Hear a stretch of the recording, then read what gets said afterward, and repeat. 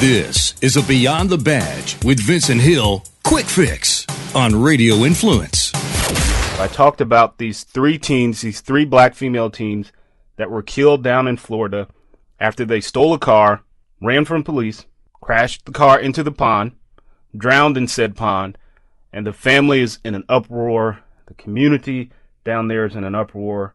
And now one of the mothers is suing the police department, and she has an attorney, and she's part of this organization, which I actually had to do research on, and actually was scratching my head when I read about it. It's this organization, and I'm probably saying the name wrong, but it's the International People's Democratic UHURU, UHURU movement.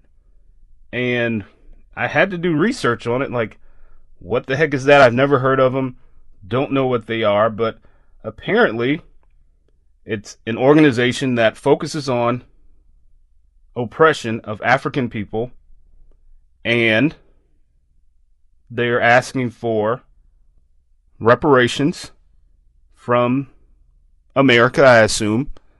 And I assume the reparations are for the slavery that black people went through. And this organization is very popular down in South Florida. Again, I had to do research on it. But the interesting part is that I think some of the members and some of the founding members are actually white Americans who are demanding justice and reparations for injustice done against the black community. So I just find that a little strange, a little odd. I thought Spike Lee had done a movie about reparations like 20 years ago, but apparently it's still out there. You know, that I think that's a dead horse at this point. I mean, I don't know what reparations people are wanting to get in this day and age, especially considering we've had a black president for 2 terms. We have black people in power. We have black people well off. We have black people that are doing positive things. So I think the whole point of reparations is kind of a dead horse and doesn't really serve any purpose other than to divide and conquer. And just think about this. If there was a white organization asking for certain things and demanding certain things, and they would be considered racist right off the bat. So anyway, so one of the mothers, Yakisha Clemens, she's the mother of one of the girls in the car, the 16-year-old Dominique Battle, is suing the police department down there for murder. And her attorney made a statement, and the statement says this: "We believe these girls were murdered," he says. "These 3 girls would have been alive today if deputies followed their own protocols around these police chases." Now keep in mind, this is an attorney who doesn't live in Florida, by the way. That's usually how it works. These attorneys come in from out of state. "Oh, a black person got killed by police. I can go make a lot of money and get my name out there. And I'm not going to tell them this, but I'm going to let them down, set them up for failure." So this is an attorney saying the word murder. Well, maybe that attorney doesn't know what that word means. So let me read the definition for you.